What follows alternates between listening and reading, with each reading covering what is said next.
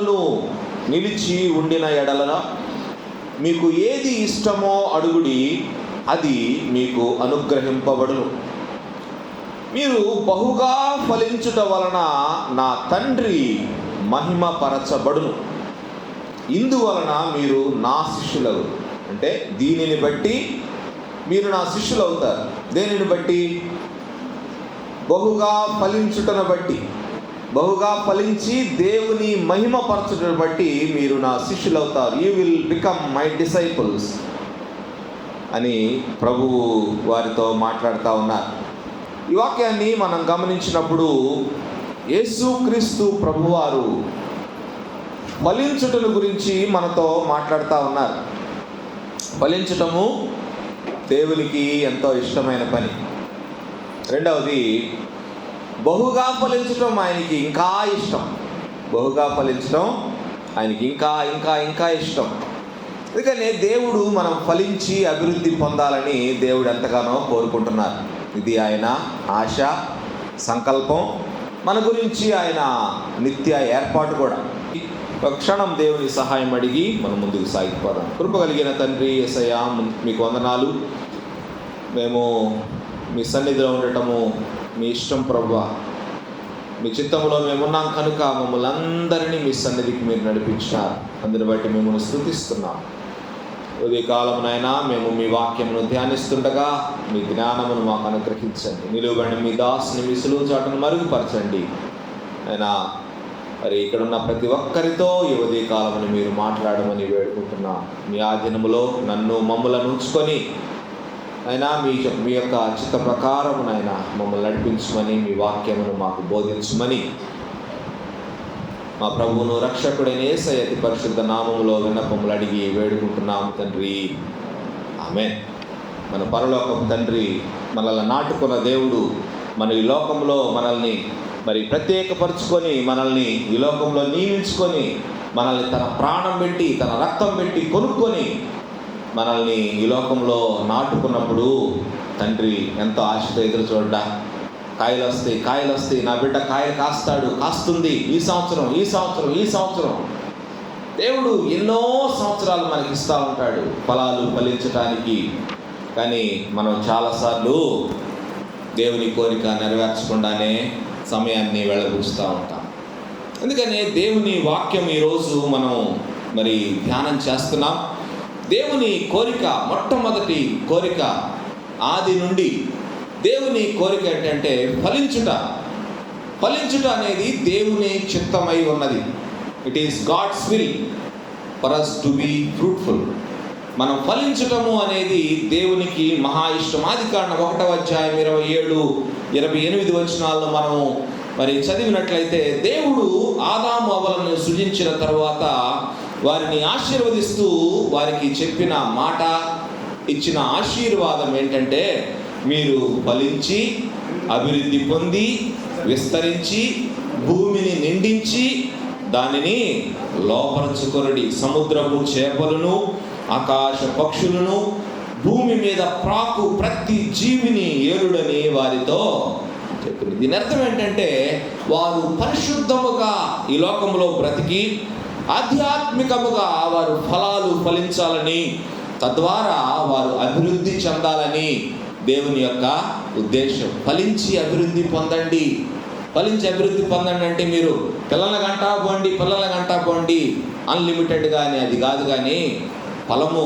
దేవుడు కోరుకున్న ఫలం, ఆధ్యాత్మిక ఫలం, స్పిరిచువల్ ఫ్రూట్స్, దాన్ని మనం ఫలించాలని దేవుని ఉద్దేశం. దేవుడు మానవుల నుంచి ఎప్పుడు కోరుకునేది పరిశుద్ధత. ఎందుకంటే దేవుడు ఎందుకు ఈ పరిశుద్ధతను మన దగ్గర నుంచి కోరుకుంటున్నారంటే, దేవుడు మనల్ని ఏర్పాటు చేసుకున్నారు ఈ లోకంలో. దేవుడు ఈ లోకంలో మనల్ని ప్రత్యేకపరిచారు, ఈ లోకంలో మనల్ని పిలుచుకున్నారు. వాక్యం తెలియజేస్తున్న తెస్సలోనిక మొదటి పత్రిక 4:7 పరిశుద్ధులగుటకే దేవుడు మనలను పిలిచెను, కానీ అపవిత్రులుగా ఉండుటకు పిలువలేదు. మనం అపవిత్రులుగా ఉండటం దేవునికి ఇష్టం లేదు. అది ఆయన చిత్తము ఎంత మాత్రము కాదు. మనం ఎప్పటికీ పరిశుద్ధులముగా ఉండాలని దేవుని యొక్క కోరిక. ఎందుకంటే మనల్ని పిలిచిన ఆ తండ్రి పరిశుద్ధుడు. He is most Holi. కాబట్టి ఆయన బిడ్డలు పరిశుద్ధులుగా ఉండాలని కోరుకోవడము ఎంత మాత్రం అతిశయోక్తి కాదు. మన బిడ్డలు ప్యూర్గా ఉండాలి, మన బిడ్డలు మంచి బిడ్డలుగా ఉండాలని మరి కోరుకోవడంలో తప్పేమైనా ఉందా?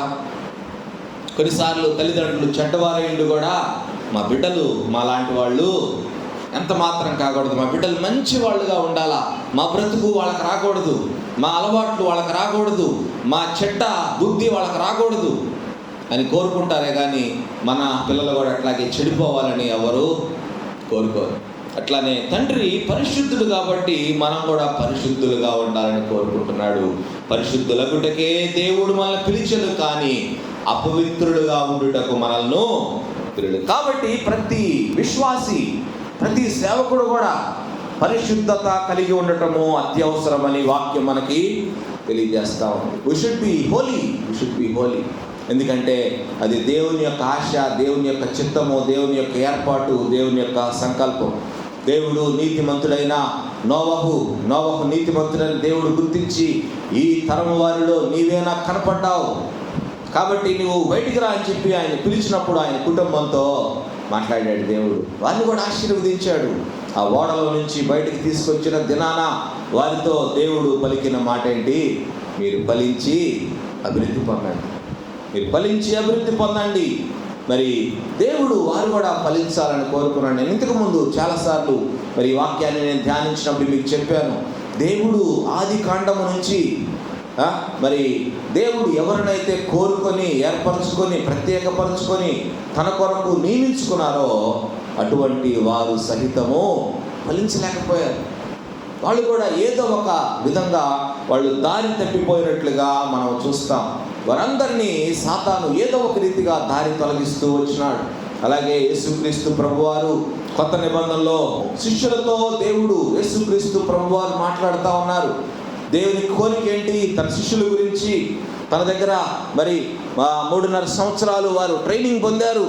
వారి గురించి దేవుని యొక్క ఆశ, దేవుని యొక్క సంకల్పము ఏంటంటే వారు కూడా ఆయన కొరకు ఫలించాలని కోరుకున్నాడు.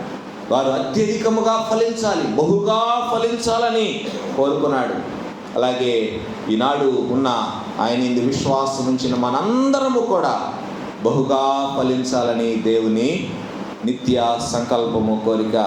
అంటే మరి ఫలించటము, ఆత్మ ఫలము ఫలించటం అంటే వాక్యం మనకు తెలియజేస్తుంది. గలతీ పత్రికలో శరీర కార్యముల గురించి వ్రాయబడింది. శరీర కార్యాలకు మనం దూరంగా ఉండాలి, అంతేగా. ఆత్మఫలం ఫలించాలంటే శరీర కార్యాలు విడిచిపెట్టాలా. శరీర కార్యాలు విడిచిపెట్టకుండా ఆత్మఫలము ఫలించడం సాధ్యము కాదు. కాబట్టి శరీర కార్యాలు స్పష్టమై ఉన్నవి అని రాస్తాడు గలతీ 5:19 వచనం నుండి 21 వచనాల్లో. శరీర కార్యములు స్పష్టమై ఉన్నవి. అవేమనగా జారత్వము, అపవిత్రత, కాముకత్వము, విగ్రహారాధన, అభిచారము, ద్వేషములు, కలహము, మత్సరములు, క్రోధములు, కక్షలు, భేదములు, అభిమతములు, అసూయలు, మత్తతలు, అల్లరితో కూడిన ఆటపాటలు మొదలైనవి అంటే ఇంకా ఉన్నాయి. ఇంకా ఇంకా ఉంది, పెద్ద లిస్టే అది. శరీర కార్యములు, లోక సంబంధమైనవన్నీ శరీర కార్యములే. దేవుని చిత్తములో లేనివన్నీ శరీర కార్యములే. శరీరం కోరుకునేవన్నీ శరీర కార్యములే. దేవుని చిత్తంలో లేకుండా, దేవునికి ఇష్టము లేకుండా, బైబిల్ గ్రంథంలో దేవుని చిత్తం ఏదో కాకుండా ఉన్నవేదో అవన్నీ లోక సంబంధమైనవే, శరీర కార్యములే. వాటి నుంచి మనం దూరముగా ఉండాలి. అది దేవుని యొక్క సంకల్పము, కోరిక. దేవుడు ప్రతి ఒక్కరిని ఏదో ఒక రీతిగా మరి తన దగ్గరకు నడిపించుకోవాలని ఆశపడుతుంటారు. తనకిష్టమైన రీతిలో వారిని మలుచుకోవాలని దేవుడు ప్రయత్నం చేస్తూనే ఉంటారు. ఎప్పుడు అది మాత్రం ఆగదు. కానీ దేవుని ప్రయత్నం ఇటు కొనసాగుతుండగానే రెండవ వైపు నుంచి మరొకరి ప్రయత్నం కొనసాగుతూ ఉంటుంది కాన్స్టెంట్గా. ఎవరి ప్రయత్నం? సాతాను ఊరుకుంటాడా? ఎందుకంటే లోక అధికారి సాతాను అయ్యుండి లోకంలో ఉన్న ప్రజలందరినీ తన ఆధీనంలో ఉంచుకొని శరీర కార్యములన్నింటినీ తన ఆధీనంలో ఉంచుకున్న సాతాను ఊరకెందుకుంటాడు? దేవుడు ఒక వ్యక్తిని తన వైపు ఆకర్షించుకుంటూ ఉంటే, ఒక వ్యక్తిని తన వైపు నడిపిస్తూ ఉంటే, పరిశుద్ధతలోకి నడిపిస్తూ ఉంటే సాతాను ఊరకొండడు. సాతాను మనం ఇప్పటికీ అపరిశుద్ధతలోనికి మనం నడిపించడానికి, శరీర కార్యములను మన చేత చేయించడానికి వాడు ఎప్పుడూ ప్రయత్నం చేస్తూ ఉంటాడు. ఎప్పుడు వాడి పని అదే, వాడి యొక్క ఆలోచన. ఎందుకంటే మనం పరిశుద్ధులంగా ఉండటము వాడికి ఇష్టం ఉండదు. మన ఆత్మ ఫలము ఫలించాలని దేవుని యొక్క సంకల్పం. ఆత్మ ఫలము ఏమనగా ఏంటి? ప్రేమ, సంతోషము, సమాధానము, దీర్ఘశాంతము, దయాళుత్వము, మంచితనము, విశ్వాసము, సాత్వికము, ఆశా నిగ్రహము. ఒక చెట్టు కాయలు కాయవలసిన చెట్టుకి కాయలు లేకపోతే ఫలాలు ఎంత ప్రాముఖ్యమో, మానవ జీవితానికి, ఒక విశ్వాస జీవితానికి మంచి ఫలం అనేది కూడా అంతే ప్రాముఖ్యం. మంచి ఫలం ఆత్మఫలం అనేది చాలా ప్రాముఖ్యం. దేవుని వాక్యం రోమా పత్రిక 2వ అధ్యాయం 10వ వచనంలో అంటున్నాడు, సత్క్రియ చేయు ప్రతివానికి, మొదట యూదునికి గ్రీసు దేశస్థునికి కూడా మహిమయు ఘనతయు సమాధానమును కలుగును. సత్క్రియ మంచి పనులు చేయటం అనేది చాలా చాలా ప్రాముఖ్యము. అది ఎవరికైనా కావచ్చు, యూదులకు కావచ్చు అంట, గ్రీసు దేశస్థులకు కావచ్చు అంట, అన్నిటికి కావచ్చు, ఎవరికైనా మంచి ఫలము ఫలించటం అనేది అత్యంత ప్రాముఖ్యం. It is most important to bear good fruit. మంచి ఫలాలు ఫలించాలా, మనం ఎవరైనా కావచ్చు, దేవుని ఇష్టం అది. అందుకే మనం మంచి ఫలములు ఫలించవలసిన వారంగా మనం ఉండాలా. ఆత్మ ఫలము దేంతో ప్రారంభిస్తున్నాడు? ప్రేమ ప్రేమ ప్రేమ ప్రేమ ప్రేమ బిగినింగ్ అన్నమాట. ప్రేమ ఉంటే మిగిలినవన్నీ మనం ఫలించగలుగుతాం. జీవితంలో ప్రేమ అనే ఫలాన్ని మనం ఫలించగలిగితే మనం మిగిలిన ఫలాలు ఆటోమేటిక్గా మనం ఫలించగలుగుతాం. ప్రేమ అనే ఫలము మనం కలిగి ఉండాలని దేవుని వాక్యము మనకి చక్కగా స్పష్టంగా బోధిస్తూ ఉంది. అలాగే మనం కష్టాల్లో, శ్రమల్లో కూడా ఎల్లప్పుడూ సంతోషంగా ఉండాలని వాక్యాలు మనకు బోధిస్తామని. అంతేకాదు మనం అందరితో వీలైనంత వరకు సమాధానం కలిగి ఉండాలని వాక్యం మనకు బోధిస్తూ ఉంది. అంతేకాదు అందరి పట్ల దయగలిగి ఉండాలని వాక్యం మనకు బోధిస్తూ ఉంది. దేవుని వాక్యంలో మనకు ఆయన బోధించిన ఆత్మ ఫలమును మనం ఫలించాలని దేవుని వాక్యం మనకు తెలియజేస్తాం. ఈ రీతిగా దేవుడు మన యొక్క ఫలమును బట్టి సంతోషపడతాడు. కాని కార్యాలు, శరీర కార్యాలు మనం చేసినప్పుడు దేవుడు దుఃఖపడతా ఉంటాడు, ఏడుస్తూ ఉంటాడు. ఎందుకంటే మన గురించి దేవుడు అంత శ్రద్ధ తీసుకొని మన కొరకు అన్ని ఏర్పాట్లు చేసి, అంత గొప్ప త్యాగం చేసి, మనలో మంచి ఫలం కొరకు, ఆత్మఫలం కొరకు ఆయన ఎదురు చూస్తూ ఉన్నప్పుడు మనం కాని ఫలం ఫలిస్తూ ఉంటే, ఆయనకి ఇష్టం లేని ఫలం ఫలిస్తూ ఉంటే దేవుడు ఎట్లా సంతోషపడతాడు? దేవుణ్ణి సంతోషపెట్టడం ప్రతి విశ్వాసి యొక్క కర్తవ్యం. It is our duty or it is our responsibility to make our Lord happy. దేవుణ్ణి సంతోషపరచకుండా మనం ఎంత బ్రతికినా ఆ బ్రతుకు వలన ప్రయోజనం లేదు. కాబట్టి మన వలన, మన బ్రతుకు వలన దేవుడు సంతోషపడాలా. దేవుని వాక్యం అంటుంది, మీరు బహుగా ఫలించడం వలన నా తండ్రి మహిమపరచబడును. God will be glorified. మనం ఫలించే ఫలాలను బట్టి దేవుడు మహిమపరచబడతాడు. కానీ ఫలించకుండా చాలా ఆటంకాలు మనకు వస్తూ ఉంటాయి. It is inevitable. దాన్ని మనం అడ్డుకోలేము, ఆపలేము, దాన్ని ఏమీ చేయలేము. ఖచ్చితంగా ఫలించకుండా ఉండటానికి సాతాను అనేక ఆటంకాలని సృష్టిస్తూ ఉంటాడు. ఎందుకంటే మనం ఫలించటము సాతానికి ఇష్టం లేదు. It doesn't want us to bear good fruit. మంచి ఫలం ఫలించడం వాడికి ఎంత మాత్రం ఇష్టం లేదు.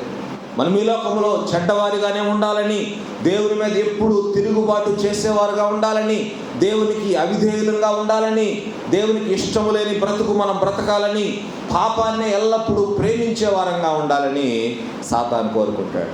ఎందుకంటే పాపం చేయించడమే వాడి పని, వాడి కర్తవ్యం.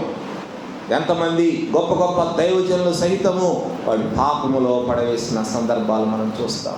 సొలొమోను గురించి ఎంత చక్కగా ముందు భాగాల్లో వ్రాయబడిందో అంత భయంకరంగా తర్వాతి భాగాల్లో వ్రాయబడింది. ఎంత మంచి మరి దేవుడే మెచ్చుకున్నాడే సొలొమోన్ని. నువ్వు జ్ఞానం కావాలని అడుగుతున్నావు, మంచి కోరిక కోరావు. నీ సొంతం కోసం ఏ వరాలు నువ్వు కోరుకోలేదు. నా ప్రజల్ని పరిపాలించడానికి జ్ఞానం కావాలన్నావు, వాటితో పాటు నీకు అన్నీ ఇస్తున్నానన్నాడు, అన్నీ ఇస్తున్నాడు. కానీ చివరి దినాల్లో ఆయన గురించి వ్రాశారు, ఆయన భార్యలు ఆయనను త్రిప్పివేసిరని రాశారు. Very sad statement. ఆయన భార్యలు ఆయనను తిప్పివేసిరి. నాశనం అయిపోయినాడు. విగ్రహారాధన, దేవునికి దూరం అయిపోయి భ్రష్టుడైపోయినాడు. తర్వాత ముక్క చెక్కలైపోయినాడు రాజ్యం అంతా. కాబట్టి దేవుడు మనలో కోరుకున్నది అది దానికి వ్యతిరేకంగా చేయించడమే సాతాను యొక్క పని, వాడి యొక్క నిత్య కర్తవ్యం. ఎల్లప్పుడూ అదే ప్రయత్నము చేస్తూ ఉంటాడు. కాబట్టి మనం ఆది కాండము నుంచి మనం నేర్చుకుంటున్న పాఠాలను మనం మరి వాటిని మాదిరులుగా మనం తీసుకొని, వాటిని గుణపాఠాలుగా మనం నేర్చుకొని మన బ్రతుకును సరిచేసుకోవాలి. ఏ విషయాల్లో సాతాను ఆది కాండము నుంచి మనుషులను పడగొడుతూ వచ్చినాడో, ఏ కారణాలను బట్టి వాళ్ళని దేవునికి దూరం చేస్తూ వచ్చినాడో ఆ కారణాలను విశ్లేషించుకొని వాటికి మనం దూరంగా ఉండటం మనం అలవాటు చేసుకోవాలి. ఏ వీక్నెస్లను అయితే సాతాను వాడుకున్నాడో ఆ వీక్నెస్లను మనం జయించడానికి ప్రయత్నం చేయాలి. అప్పుడే మనం ఫలించగలం. దేవుడు కోరుకుంటున్న ఫలాలు మనలో లేకపోతే ఎందుకు మన జీవితం? దేవుడు అందరినీ మరి చూస్తూ వచ్చాడు. తరతరాలు ఆయన మనుషులను చూస్తూ వచ్చాడు, వారి బ్రతుకులను చూస్తూ వచ్చాడు, వారి యొక్క స్వభావాన్ని చూస్తూ వచ్చాడు. ఈరోజు ఈ తరంలో మన యొక్క జీవితాల్లో కూడా ఆయన ఇప్పుడు పరిశీలన చేస్తూ ఉంటారు. మన దగ్గర నుంచి కూడా మరి ఎదురు చూస్తూ ఉంటారు, మంచి ఫలాలు మనం ఫలిస్తామని. ఎందుకంటే వీరికి ఈ బైబిల్ గ్రంథంలో ఇన్ని దృష్టాంతాలు నేను చూపించాను కదా, ఇన్ని ఉదాహరణలు, లైవ్ ఎగ్జాంపుల్స్ నేను వాళ్ళకి ఇచ్చాను కదా. లైఫ్ ఎగ్జాంపుల్స్ చూసైనా ఏదైనా నేర్చుకుంటారు, ఏదైనా వారు నా దగ్గరికి రావడానికి వారు ప్రయత్నం చేస్తారని దేవుడు ఎంతగానో కోరుకుంటూ ఉంటాడు. కాబట్టి ఈరోజు మనం ఆలోచించాల్సిన విషయం, దేవుడు నన్ను పరిశుద్ధంగా ఉండాలని కోరుకుంటున్నాడు, మంచి ఫలాలు ఫలించాలని దేవుడు కోరుకుంటున్నాడు. మరి సాతాను సంగతి ఏంటి? ఏ విషయాల్లో వాడు నన్ను పడగొట్టడానికి ప్రయత్నం చేస్తున్నాడు? ఏ వీక్నెస్లు నా దగ్గర ఉన్నాయి? ఏ బలహీనతను బట్టి నేను ఆయనకు దూరం అవుతున్నాను? ఏ బలహీనతను బట్టి దేవునికి దగ్గరగా నేను వెళ్ళలేకపోతున్నాను? ఏ బలహీనతను బట్టి దేవునికి నేను అవిధేయురాలుగా ఉంటున్నాను? ఏ బలహీనతను బట్టి నేను దేవునికి లోబడటం లేదు? ఏ బలహీనతను బట్టి నేను మంచి ఫలాలు ఫలించలేకపోతున్నాను? ఈ విషయాలు మనం కొంచెం సేపు ఆగి విశ్లేషించుకోవాలా. దేవుని సన్నిధిలో మనం సమయం గడిపినప్పుడు, దేవుని చిత్తానికి లోబడటానికి మనం ప్రయత్నం చేసినప్పుడు దేవుడు మన బలహీనతలు మనకు చూపిస్తారు. దేవుడు మన బలహీనతలు మనకు బయలుపరుస్తారు. ఇదిగో ఈ బలహీనతను బట్టి నీవు నాకు దూరంగా ఉంటున్నావు, ఈ బలహీనతను బట్టి సాతాను నిన్ను పడగొడుతున్నాడు అని దేవుడు మాట్లాడతారు మనతోటి. కాబట్టి మనం దేవుని సన్నిధిలో గడపడం అలవాటు చేసుకోవాలా. ఇది నూతన సంవత్సరం, కొత్త సంవత్సరం మనం ప్రవేశించలేని వారు ఎంతోమంది మరి చివరి క్షణాల్లో కూడా చచ్చిపోయారండి. కానీ మనం ఈ లోకంలో మరి ఈ సంవత్సరం చూడగలిగామంటే దేవుని గొప్ప కృప. కాబట్టి దేవుడిచ్చిన ఈ కృపా కాలంలో దేవుడు మన పట్ల చూపిన కృపను దుర్వినియోగం మనం చేయకూడదు. దేవుడు మనం ఏదో మంచి వాళ్ళమనో, భక్తి పరులమనో, ప్రార్థనా పరులమనో, ఏదో మంచి సత్క్రియలు మనం చేస్తున్నామనో కాదు, కానీ కేవలము మన యొక్క దుస్థితిని చూసి మనకు అవకాశం ఇద్దామని ఈ సంవత్సరం కూడా ఇచ్చాడేమో ఒకసారి ఆలోచించేయండి. మన యొక్క బ్రతుకును చూసి మరి వదిలిపెడితే నరకానికి వెళ్ళిపోతారేమోనని దేవుడు మరొక అవకాశం ఇచ్చాడేమో ఆలోచించేయండి. మన జీవితాలను ఈరోజు మనం పరిశీలన చేసుకుందాం. దేవుడు మనకిచ్చిన ఈ నూతన సంవత్సరాన్ని మనం చక్కగా సద్వినియోగం చేసుకోవడానికి ప్రయత్నం చేద్దాం. మనం పవిత్రంగా ఉండకూడదని, పరిశుద్ధంగా ఎదగకూడదని, అభివృద్ధి చెందకూడదని, మంచి ఫలాలు ఫలించకూడదని సాతాను ఎప్పుడు కోరుకుంటూనే ఉంటాడు. కానీ నీవు ప్రయత్నం చేయాలా. నేను ప్రభు కొరకు జీవించాలా, నేను ప్రభు కొరకు ఫలించాలా, ఈ లోకంలో నేను బ్రతికేది ప్రభు కోసమే. పౌలు భక్తుని మనం మాదిరిగా తీసుకోవాలా. నా మట్టుకైతే బ్రతుకుట క్రీస్తే, క్రీస్తే చావైతే లాభం. అటువంటి స్థిరమైన నిర్ణయాన్ని మనం తీసుకొని ప్రభు కొరకు జీవించడానికి ముందుకు సాగిపోవాలా. 2023వ సంవత్సరము దేవుడు అందుకే మనకి ఇచ్చినారేమో ఒకసారి పరిశీలన చేసుకుందాం. మన జీవితాలను బాగు చేసుకోవడానికి, సరి చేసుకోవడానికి దేవుడి అవకాశం ఇచ్చినారేమో మనం ఆలోచించేద్దాం. 2022వ సంవత్సరంలో మనం ఉన్నప్పుడు 31వ తేదీన మనం ఎంతగా సిద్ధపడి ఉంటాం? 2023లోకి ఎంటర్ అవ్వాలని ఎంతగా ప్రిపేర్ అయ్యి ఉంటాం? ప్రిపేర్ అయితే సరిపోదు, కానీ ఈ నూతన సంవత్సరంలోకి రావడానికి మన జీవితాలను సరి చేసుకోవడం కూడా అంతే ముఖ్యం. పాత జీవితంలో, పాత సంవత్సరంలో ఏ పొరపాట్లు అయితే మనం చేసినామో, దేవుణ్ణి ఏ విషయాల్లో మనం గాయపరిచినామో, ఏ విషయాల్లో ఆయనకి మనం లోపడలేదో, ఏ విషయాలను బట్టి దేవుడు దుఃఖపడినాడో వాటిని మనం విడిచిపెట్టి నూతన సంవత్సరంలోనికి నూతన వ్యక్తిగా మనం ప్రవేశించడం చాలా ముఖ్యం. సంవత్సరాలు మారిపోతాయి, అంతేగాని ఏం మారుతుంది? ఇంకా క్యాలెండర్ మారుతుంది, అంతకంటే ఏం మారుతుంది మన బ్రతుకులో? కానీ క్యాలెండర్తో పాటు మన బ్రతుకును కూడా మనం మార్చుకోవడానికి ప్రయత్నం చేద్దాం. ఈ సంవత్సరం బహుగా ఫలించడం వలన నా తండ్రి మహిమ పరచబడును. అదే మన గురిగా మనం బ్రతకాల. బహుగా నా తండ్రి నేను మహిమపరచాలా, నా ఫలాలను బట్టి నా తండ్రి మహిమపరచబడాలా, నన్ను బట్టి, నా జీవితాన్ని బట్టి నా తండ్రి నామము దూషణ పాలు కాకూడదనే నిర్ణయాన్ని మనం తీసుకోవాలి.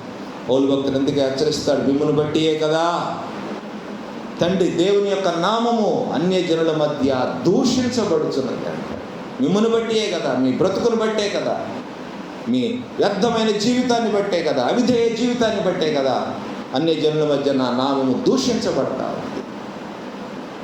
ఈ సంవత్సరం మనం మరి మన దేవుని నామము దూషణ పాలు కాకుండానట్లు మనం ప్రయాసపడాలి. నా దేవుడు ఏ విధము చేతనైనా నా బ్రతుకును బట్టి, నా జీవితాన్ని బట్టి, నా పనులను బట్టి మహిమపరచబడాలనే నిర్ణయంతో మనం ముందుకు సాగుదాం. ఈ సంవత్సరం మన జీవితాన్ని బట్టి ఏ విషయంలోనూ దేవుడు దుఃఖపడకూడదు. ఈ సంవత్సరం దేవుని సంతోషపెట్టే వారంగా మనం బ్రతకడానికి ప్రయత్నం చేద్దాం. ఈ సంవత్సరం మంచి నిర్ణయం మనం తీసుకుందాం. ప్రభువు కొరకు ఒక గట్టి నిర్ణయాన్ని మనం తీసుకోవడానికి మనం ఈరోజు మరి దేవుని సన్నిధిలో ఒప్పుదల చేసుకుందాం. దేవుని సన్నిధిలో ఒప్పుకుందాం. ప్రభువా, ఇప్పటి వరకు నేను నా ఇష్ట ప్రకారం జీవిస్తూ వచ్చాను. ప్రభువా, ఇప్పటి వరకు నా మరి జీవితం వల్ల మీకు సంతోషము లేదు నాయన. నేను మిమ్మల్ని చాలా గాయపరిచాను, బాధ పెట్టాను, నన్ను క్షమించండి. సమయము బహు కొంచెముగా ఉన్నది, వచ్చుచున్నవాడు ఆలస్యము చేయక వచ్చిన. ప్రభు వచ్చే టైం అయింది. రోజులు బాగలేవు, పరిస్థితులు బాగలేవు, ఇప్పుడు ఏం జరుగుతుందో అర్థం కావట్లేదు. ప్రేమ కలిగిన తండ్రి యేసయ్యా, మీకు వందనాలు ప్రభువా. ఈ ఉదయ కాలము మేమేమై ఉన్నామో అది మీ కృపను బట్టి నాయన. మీరు బహుగా ఫలించటం వలన నా తండ్రి మహిమ పరచబడు. అయ్యా, మా దగ్గర ఎంత వెతికినా ఫలాలు లేవు నాయన. మేము ఫలించలేకపోతున్నాం, వ్యర్థముగా బ్రతుకుతా ఉన్నాం నాయన. మంచి ఫలాలు అయితే అసలు లేవు, కాని ఫలాలైతే చాలా ఎక్కువగా ఉన్నాయి. మీరు కోరుకున్న ఫలాలు మా దగ్గర లేవు ప్రభువా, దయతో క్షమించమని వేడుకుంటున్నాం. ఎంతో ఏడిపించినా మీకు లోబడకుండా, మీ తీర్మానాలకు కట్టుబడి ఉండకుండా, మీ చిత్తానికి లోబడకుండా, మీ ఇష్టాన్ని మేము పాటించకుండా మా ఇష్టానుసారమైన జీవితం మేము జీవిస్తూ వచ్చినాం. శరీర కార్యాలు ఎన్నో చేశాం ప్రభు, ఎన్నో చేశాం. దయతో క్షమించండి. మా ఫలములను బట్టి మీరు మహిమపరచబడాలి. మరైనా మా యొక్క ఫలాలను బట్టి మీ నామము అన్ని జనుల్లో దూషణ పాలు కాకూడదు. అట్టి జీవితాన్ని మాకు ప్రసాదించండి. ఆ రీతిగా మేము కూడా నాయనా మా జీవితాలను బాగు చేసుకొని సరిదిద్దుకొని మరైనా మిమ్మల్ని సంతోషపెట్టుటకు మేము ప్రయాసపడినట్లుగా మమ్మల్ని మరి నేను మీరు తీర్చిదిద్దుమని వేడుకుంటూ ఉన్నాను. చిత్తానికి మమ్మల్ని అప్పగించుకుంటున్నాము, మీకు లోబడటానికి తీర్మానం చేసుకుంటున్నాం. ఇంకా లోబడకుండా ఎవరైనా నాయన వెనుకాడుతూ ఉంటే దయతో వారిని క్షమించండి. మీ చిత్తమైతే మరొక అవకాశం వారికి దయచేయండి. మీ కృపలో వర్ధలు చేయమని వేడుకుంటూ ఇక్కడున్న ప్రతి ఒక్కరిని మీరు ఆశీర్వదించమని వేడుకుంటూ ఫలభరితమైన జీవితం మేము జీవించడానికి మాకు సహాయం చేయమని మా ప్రభువును రక్షకుడైన యేసయ్య అతి పరిశుద్ధ నామములో విన్నపములు అడిగి వేడుకుంటున్నాము తండ్రి. ఆమేన్.